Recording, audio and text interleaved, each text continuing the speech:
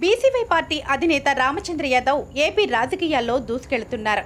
అలాగే మంత్రి పెద్దిరెడ్డి రామచంద్రారెడ్డిపై తరచుగా ఫిర్యాదులు చేస్తున్నారు. ఆయన అరాచకాలకు పాల్పడి దొంగ ఓట్లు వేయించే ప్రమాదం ఉందని ఎన్నికల కమిషన్ అధికారులను హెచ్చరిస్తూ వస్తున్నారు. ఏపీలో త్వరలోనే రానున్న ఎన్నికలు పారదర్శకంగా జరిగేలా చర్యలు తీసుకోవాలని ఈసీకి ఒక ఫిర్యాదు కూడా అందించారు.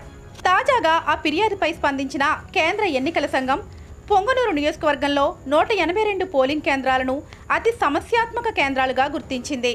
అంతేకాదు ఈ అన్ని పోలింగ్ కేంద్రాల వద్ద వెబ్ కాస్టింగ్ ఏర్పాట్లు చేయనున్నట్లు ప్రకటించింది. ఈ నియోజకవర్గంలో వైసీపీ రిగ్గింగ్ అక్రమాలకు పాల్పడే అవకాశం ఉందంటూ రామచంద్ర యాదవ్ ఒక కంప్లైంట్ ఇచ్చారు. ఈసీ ఈ ఆరోపణలను సీరియస్గా తీసుకుంటూ అధికారిక ఆదేశాలు ఇచ్చింది. దీంతో వారి అక్రమాలకు చెక్ పడినట్లు అయ్యింది.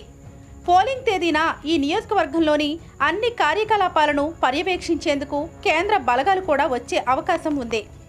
పొంగనూరు నియోజకవర్గంలో ప్రశాంతంగా ప్రజాస్వామ్యబద్ధంగా పోలింగ్ పూర్తయ్యేలా రామచంద్ర యాదవ్ తన వంతుగా కృషి చేస్తున్నారు. తాజా ఈసీ నిర్ణయంతో ఆయన కృషి ఫలించింది.